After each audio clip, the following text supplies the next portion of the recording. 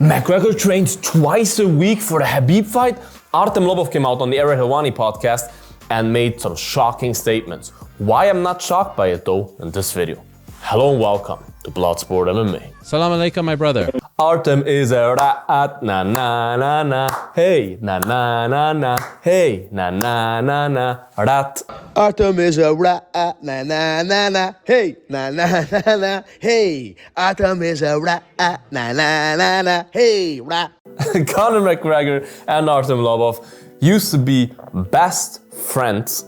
I mean, they started a whole war with the Khabib camp because of each other, and now they are not friends anymore. You could say they're enemies, but if you hear Artem talk about Conor on the Helwani podcast, that is not how an enemy talks about his enemy, right? I think Artem is more somehow just kind of disappointed in Conor, in how Conor treated him, and I'm not making any claims or statements about that. I'm a huge Conor fan. I'm not really sure what really happened there. They have an ongoing lawsuit and all of that. That's not what that video is about. What the video is about is, look, Artem was as close to Conor as it gets, so he knows everything about Conor. He was his best friend. They were together every day. And I myself, if you follow me for a while, you know that I always claimed that Conor was not at his best against Khabib, that Conor did not take this fight camp as seriously as he would have needed to in order to beat Khabib. I always said the best Conor in the world was Conor against Eddie Alvarez. Conor against Eddie Alvarez, UFC 205, Madison Square Garden. I firmly believe, write your hate in the comments, I believe that the Conor of that night, Conor McGregor from UFC 205, beats every lightweight in history. I do believe that Conor from that night is unbeatable. I believe he beats Khabib, Tony Ferguson, whoever he put in front of him, he beats them all. Just because if you look at him there, he was flawless. His whole movement, the way he carried himself, everything was flawless. He looked like the peak human being that night, the peak martial artist that night. And Conor against Khabib, UFC 229, by the way, piece of the octagon here from the Modelo sign, he was not the peak Conor. His takedown defense looked good with the first couple of shots, but you could just see just the way he carried himself, the way he looked and all of that, the way his body looked as well, he was not in peak shape. He never was the biggest cardio machine, but he had cardio issues quite early in that fight, even though he just got beat on the ground and did not really have too many energy expenses. He gassed out rather quick, and he did not, talking about quick, his hands didn't look as quick, his reactions didn't look as sharp.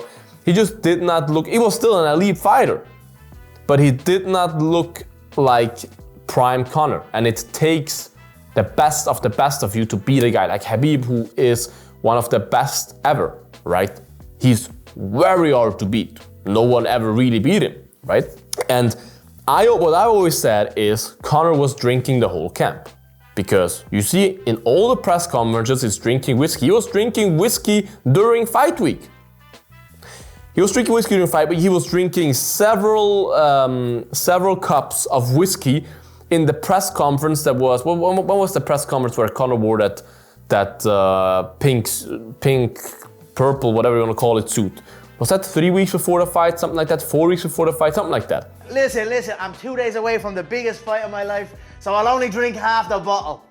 In the middle of training camp. He was drunk there. He was drinking like a maniac. The problem was that Conor came off that Floyd Mayweather fight. That was his first fight back after Floyd Mayweather fight.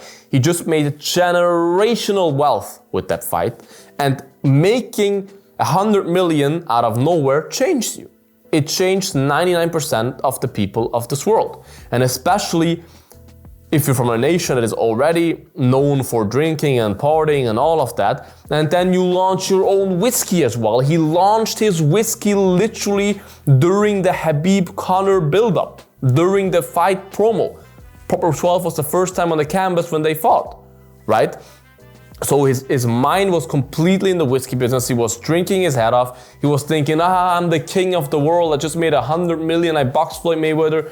I am kind of invincible now. Like, I am on top of the world. I can't possibly be thrown off my golden throne, right? And he probably just thought like, hey, you know what? Fuck it. I'll just enjoy myself. And Artem said Conor trained twice a week for that camp. Now, I'm not sure if he's exaggerating, but even if he is exaggerating and he trained 3 or 4 times a week. Khabib trained twice a day, 7 days a week, maybe 6 days. Sometimes he maybe took a rest day. Twice a day, hard as hell, maybe even 3 times a day. You never know with the Dagestanis, so crazy.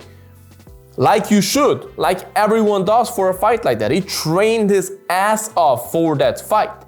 And no matter how talented you are, hard work beats talent.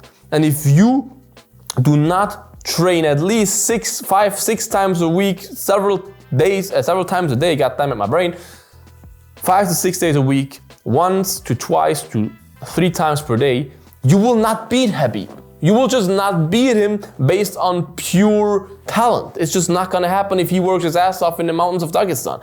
And I always said that Conor at his best can beat everyone. Of course, Khabib at his best can also beat everyone. But I do believe that Conor at his best, UFC 229, if Conor comes in at his best, peak performance Conor, that he makes that fight look completely different. If he wins, of course, you can argue about that. I believe, yes, he knocks him out. But I'm also a Conor fan, so I get where you come from if you say, what are you talking about? You are biased. What are you talking about? What are you talking about?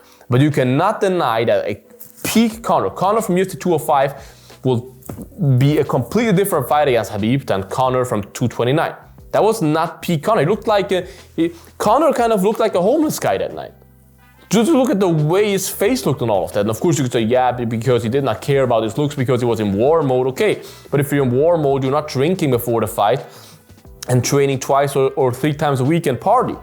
That's just not how it's gonna work. And it's crazy that Artem now said this nearly 10 years after the fight happened. Goddamn, we're getting old. No one ever said that before. I did not know that at all. I just knew that he was drinking and all of that and that he was not on 100% in my opinion, but I never knew that he did not really train for the fight. Or did not train as much as you normally do for a normal training camp. This was the biggest fight of his life. So yeah, this was actually quite shocking, but at the same time not shocking because I just always knew that was just not peak Conor. And Artem basically with that just showed us that Conor just completely lost it. He does not really care that much about the game anymore, about his career. Because if you really care, that fight was the one that you would care about the most. That was a real feud, a real hatred. Everything was on the line that night. And you could not even motivate yourself to put the drinking aside and just purely focus and train every day for that fight. Then you shouldn't be in that game anymore, bro. So yeah, Artem leaked that information, very, very interesting.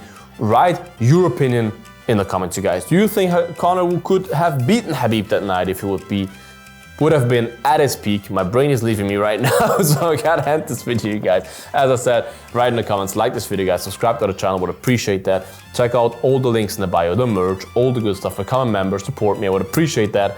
Stay bloody, you guys, and until the next one, bye-bye. Bloodsport out.